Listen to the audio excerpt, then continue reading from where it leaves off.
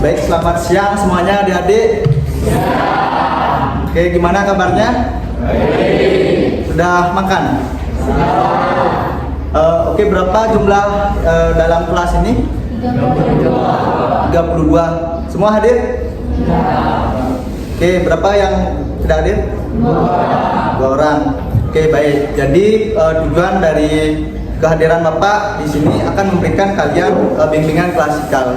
Nah, yang dimana bimbingan klasikal itu adalah proses atau cara untuk pencegahan pemberian layanan yang diberikan kepada siswa.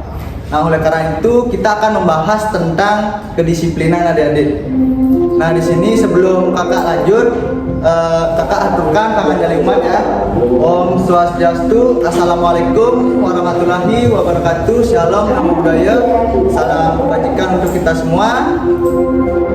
Nah, sebelumnya perkenalkan nama kakak Made Samita Setiabudi. Kakak dari Prodi Bimbingan dan Konseling semester 6 dari Undiksa Singaraja. Nah, untuk selanjutnya kakak akan memberikan layanan bimbingan klasikal tentang kedisiplinan. Nah, di sini ada yang tahu nggak kenapa sih kedisiplinan itu sangat penting bagi kalian? Ya, yang sebelah sini bisa. Kenapa sih kedisiplinan itu sangat penting? Oke, yang lain nggak ada? Iya. Ya, bukan.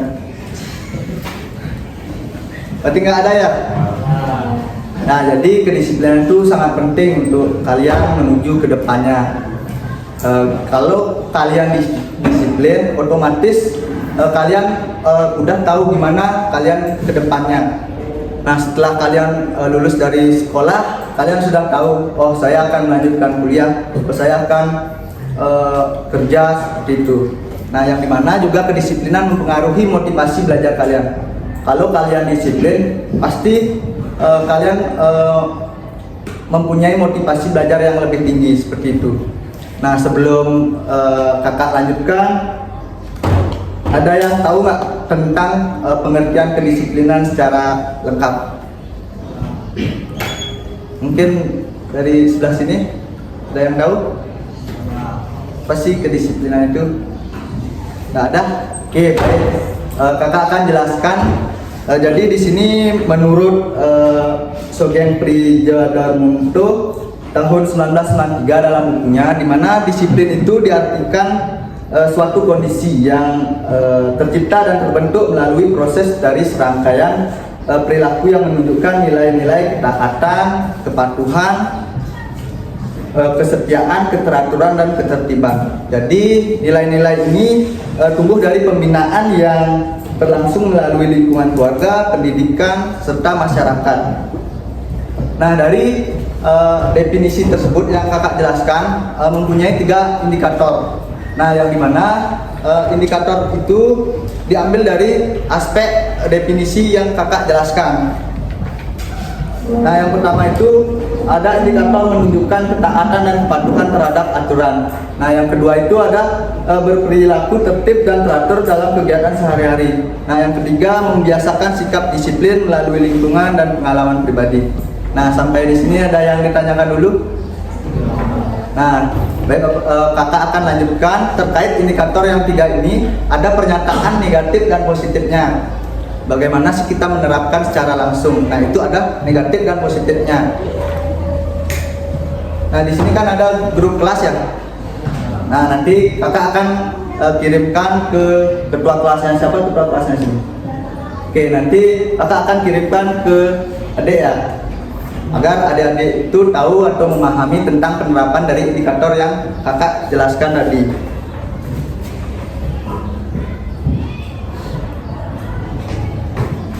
Baik, untuk selanjutnya kakak akan menjelaskan tentang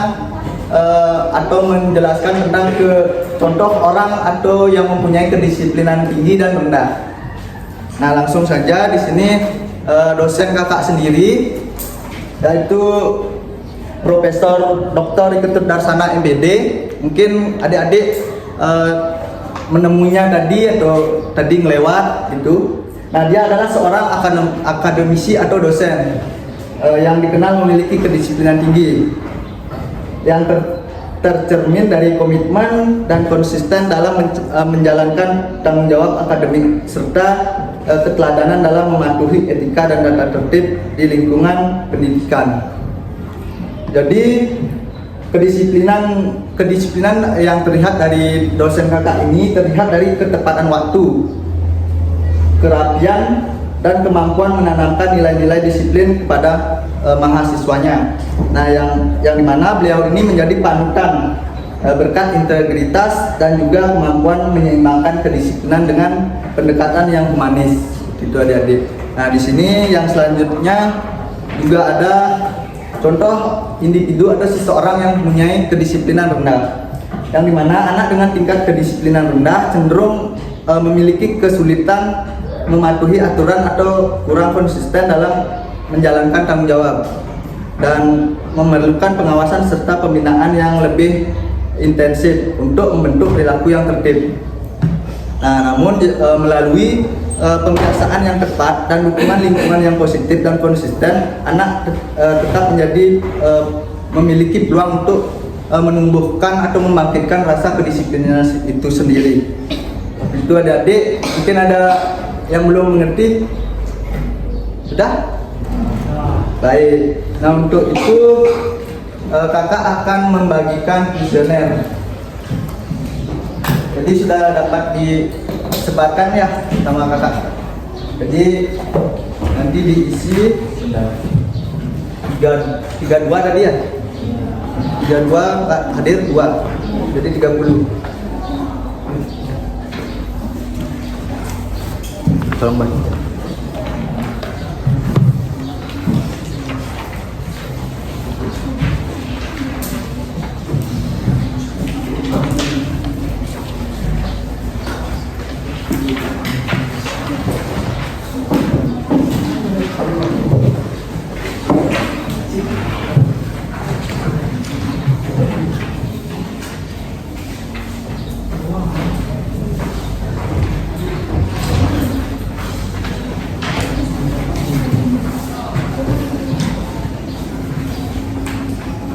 Sudah semua? Ya. Jadi kakak akan jelaskan dulu pengisiannya lagi ya. Mungkin kalian ada yang lupa. Yang pertama itu kan ada identitas, adik-adik bisa mengisi sesuai dengan nama kalian, kelas, dan nomor absen. Nah, untuk pengisian pernyataan atau kuesioner itu ada 30 butir atau 30 pernyataan, yang mana kalian isi sesuai dengan keinginan yang adik-adik rasakan seperti itu. Nah, jadi tujuan dari pemberian kuesioner ini untuk mengetahui seberapa tinggi atau rendah kedisiplinan yang adik-adik miliki. Untuk itu kakak akan memberikan waktu sekitar 10 menit. Untuk sekarang kalian bisa memulai untuk menjawabnya.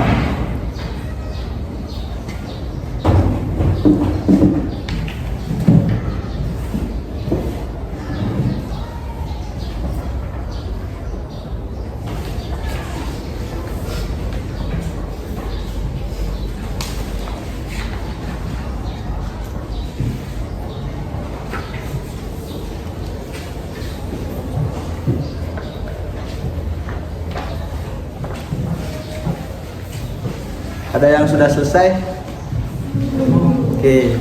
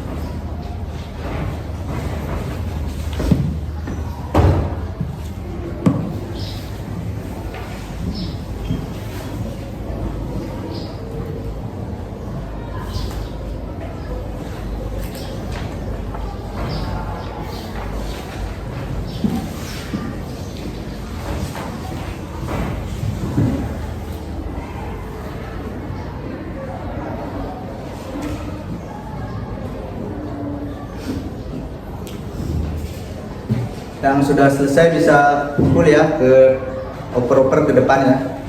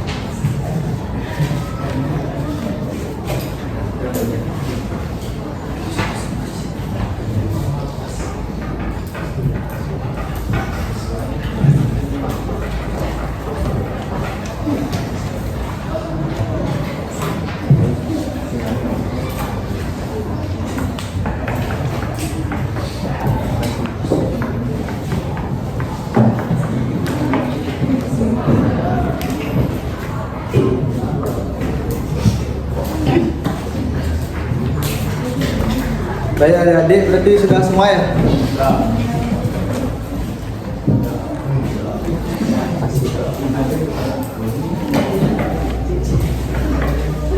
Baik adik-adik, terima kasih karena adik-adik sudah bersedia mengisi kuesioner yang kakak berikan. Jadi tujuan yang dari kuesioner ini yang sudah kakak jelaskan, di mana ini untuk nantinya mengecek atau mengukur seberapa disiplin yang kedisiplinan yang adik punyai, seperti itu. Nah, yang mungkin nanti akan kita lanjutkan dengan layanan bimbingan kelompok, yang dimana itu akan kakak cek dulu terlebih dahulu kuesioner ini untuk mengetahui siapa saja yang akan ikut untuk pelayanan yang selanjutnya, seperti itu.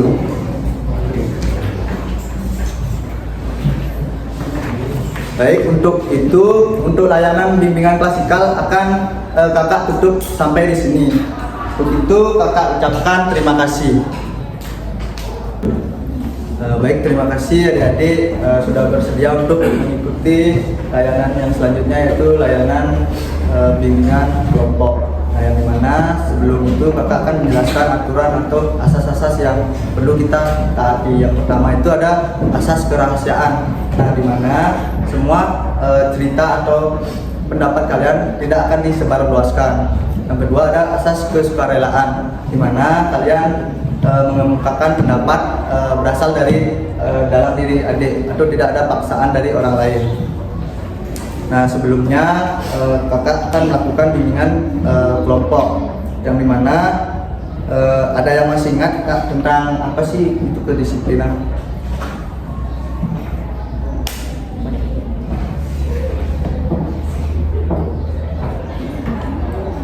Untuk yang lain, apa sih itu kedisiplinan? Salah satu sikap yang sopan, baik, dan santun. Oke, bagus. Sikap yang salah satu yang sopan. Yuk, adik yang sebelah sini bisa. Apa sih itu kedisiplinan? Kedisiplinan yang pertama itu sopan santun terhadap orang yang lebih tua, menjaga kesopanan terhadap orang yang lebih kenal, dan selalu senyum sapa sekali. Oke, baik sekali. Terima kasih atas pendapat atau jawaban yang telah adik kemukakan. Jadi benar sekali, kedisiplinan itu adalah sebuah sikap yang dimiliki oleh orang lain atau diri sendiri, yang dimana itu sangat penting untuk menentukan kemana arah atau tujuan kalian untuk kedepannya. Nah, ada yang tahu nggak pengaruh atau faktor yang mempengaruhi kedisiplinan itu rendah, kenapa dia nggak disiplin gitu? Ada yang tahu nggak? Menurut saya faktor pendidikan, lingkungan, Ya, dan mungkin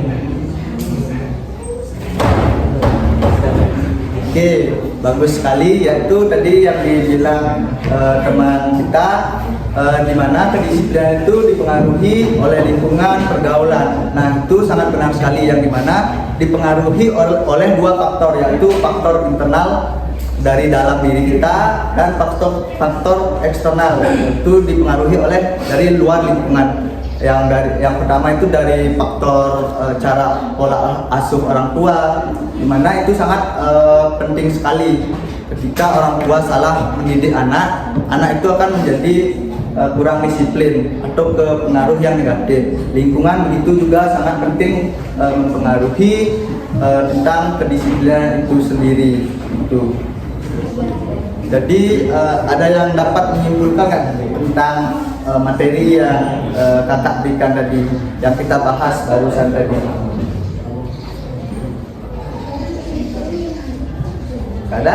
Oke, baik, kakak akan menyimpulkannya, yang dimana kita mengikuti bimbingan kelompok ini untuk suatu pencegahan, yang dimana berbentuk kelompok yang lebih kecil. Jadi kan bimbingan klasikal itu satu kelas, yang dimana ini berbentuk pencegahan, yang dimana dilakukan oleh beberapa kelompok yang berarti menjadi kelompok lagi. Nah, seperti itu. Nah, kakak lihat dari kalian masih ada yang kurang aktif dalam mengikuti kegiatan bimbingan kelompok ini. Nah, oleh karena itu kakak minta izin untuk kalian mengikuti layanan yang selanjutnya, yaitu konseling kelompok. Itu ya. Nah, untuk sekarang adik boleh kembali ke tempat duduk masing-masing dulu. Terima kasih karena adik sudah bersedia mengikuti bimbingan kelompok ini. Terima kasih.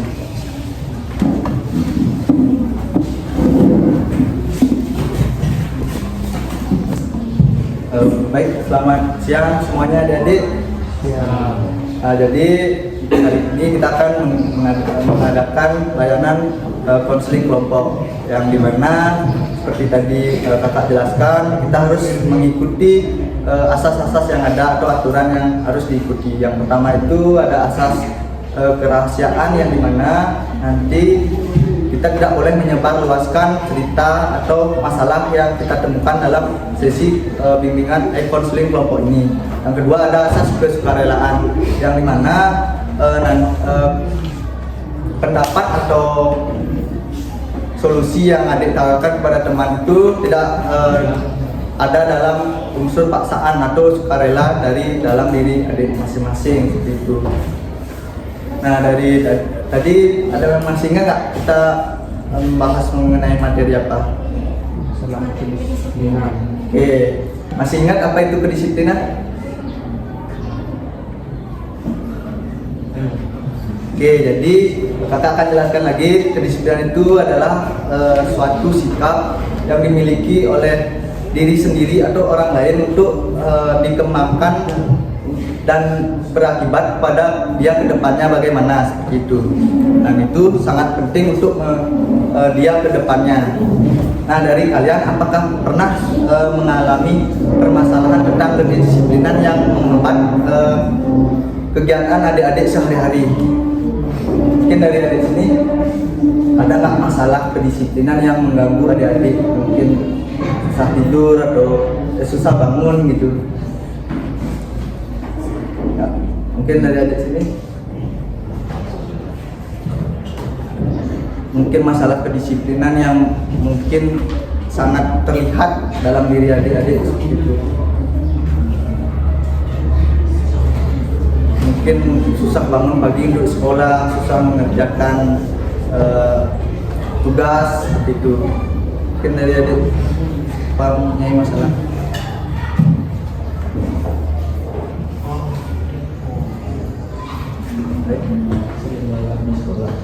Oke, berarti adik siapa? Adik Yogi sering mengalami pelanggaran di sekolah atau aturan yang ada di sekolah, jadi sering melanggar. Jadi adik Yogi ini kan sering melanggar. Nah, jadi dengan teknik yang kakak terapkan, yaitu teknik konseling realitas namanya, dengan teknik modeling. Tahu? Nah, jadi sekarang kakak akan jelaskan sedikit ya. Jadi konseling realitas itu adalah konseling yang dimana penerimaan individu untuk menerima kenyataan hidup yang dihadapinya, artinya realitas, yang dimana penerimaan tersebut diwujudkan melalui perilaku total, namanya total behavior, yang dimana mencakup tindakan doing atau pola pikir, thinking, perasaan itu feeling, serta reaksi fisiologis yang seluruhnya dilakukan secara bertanggung jawab, faktual dan adil. Nah, dengan teknik yang selanjutnya itu dengan teknik modeling, di mana teknik modeling itu adalah role model, di mana adik-adik ketika adik-adik mengalami sesuatu yang kurang disiplin, itu adik-adik bisa menggunakan teknik ini, di mana teknik modeling yang di mana role model atau model yang adik jadikan panutan seperti itu. Mungkin adik melihat atau mempunyai role model yang adik sukai, mungkin dari artis, pemain bola, seperti itu. Dapat pahami? Oke. Nah, dengan teknik modeling ini, layanan bimbingan konseling merupakan pendekatan yang dilakukan dengan cara menampilkan perilaku yang teladan yang dapat diamati. Nah, seperti yang kakak jelaskan tadi, adik meniru atau mengamati dari contoh model yang adik jadikan role model seperti itu. Nah, mungkin kita akan melanjutkannya ya ke sesi yang selanjutnya, yaitu sesi konseling individu. Nah, untuk itu ada yang bisa menyimpulkan tentang layanan kita hari ini, tentang konseling kelompok ini. Oke, baik, kakak akan menyimpulkannya, di mana konseling kelompok ini bertujuan untuk memecahkan permasalahan yang ada. Jadi kalau tidak ada permasalahan, kita bisa melakukan evaluasi terhadap diri kita sendiri, yang mana kedisiplinan itu yang seperti tadi dijelaskan untuk kemampuan untuk menjaga atau mengkondisikan kedepannya kita bagaimana, yang dimana ada faktor dari internalnya, eksternalnya, yang dengan itu kita akan lebih gampang untuk menuju ke kehidupan yang kedepannya, atau kita mencari minat dan bakat kita mengetahuinya. Oke, baik, terima kasih atas waktu yang adik sudah bersedia mengikuti sesi konseling kelompok ini. Oleh karena itu, adik bisa kembali ke tempat duduk masing-masing. Terima kasih. Baik, selamat siang adik. Selamat siang.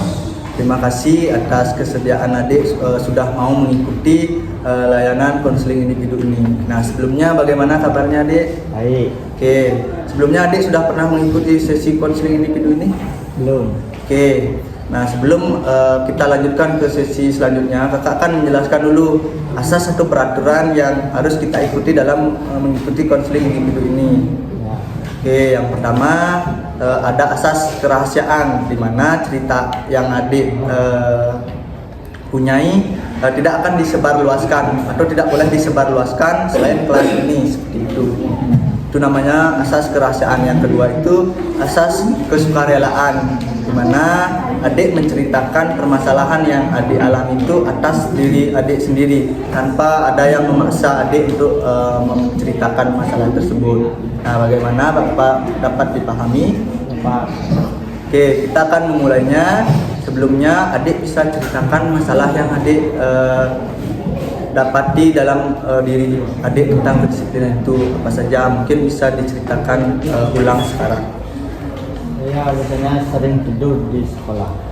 Oke, adik mempunyai permasalahan sering tidur di sekolah.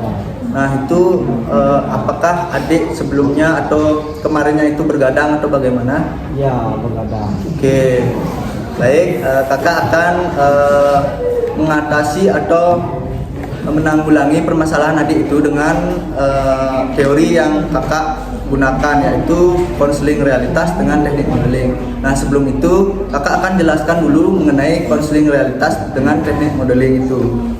Nanti adik dapat mencermati dan mendengarkannya. Oke, jadi konseling realitas adalah pendekatan yang digunakan dalam menanamkan sikap tanggung jawab. Nah hal ini disebabkan karena konseling realitas menekankan pada prinsip 3R, yaitu responsibility atau tanggung jawab, right atau kebenaran, dan reality atau realitas atau kenyataan. Nah artinya keberhasilan dalam mencapai identitas diri adik itu yang positif berkaitan erat dengan kemampuan individu untuk menerima kenyataan hidup yang dihadapinya. Itu. Nah yang dimana penerimaan tersebut diwujudkan melalui perilaku total atau yang tadi sudah kakak jelaskan, total behavior, yang dimana mencakup tindakan doing, pola pikir thinking, perasaan atau feeling, serta reaksi fisiologis yang seharusnya dilakukan secara bertanggung jawab, faktual dan adil. Nah jadi fokus dari konseling realitas ini pada kondisi saat ini tanpa menekankan pada pemahaman pribadi klien terhadap dirinya sendiri. Artinya pendekatan ini bertujuan untuk membantu adik atau klien mempelajari dan menerapkan perilaku yang lebih realistis, adaptif dan efektif sebagai wujud dari tanggung jawab terhadap diri adik sendiri. Nah, dengan teknik modeling yang kakak tadi jelaskan itu, di mana teknik modeling merupakan salah satu teknik dalam konseling yang dikembangkan oleh Albert Bandura, yang dimana teknik modeling ini adalah proses observasi terhadap perilaku model atau orang lain. Nah yang kakak tadi jelaskan kan, ketika adik mempunyai model, ingin berubah tapi mempunyai model seperti ini, saya pengen jadi ini. Nah itu namanya role model atau teknik modeling seperti itu adik. Nah yang dimana melalui modeling ini seseorang dapat mengatasi reaksi emosional negatif, yang dimana termasuk rasa takut karena ia ingin belajar dari pengalaman orang lain yang berhasil menghadapi situasi yang serupa. Nah jadi adik kan sudah mendengar dari penjelasan kakak barusan tentang konseling realitas dengan teknik modeling. Nah yang dimana terhadap kaitannya dengan permasalahan yang adik dapatkan itu, yang pertama itu apa tadi, suka tidur atau melanggar aturan sekolah. Nah adik itu bisa menerapkannya, yang pertama itu dengan bisa mengontrol diri adik dengan cara membuat buku harian. Nah dimana adik itu mengisi jam segini saya bangun pagi, setelah itu saya ke sekolah, setelah itu saya belajar. Nah setelah itu adik juga bisa menerapkan nanti misalnya di kamar adik pengen jadi siapa, artis atau pemain bola yang hebat dan disiplin.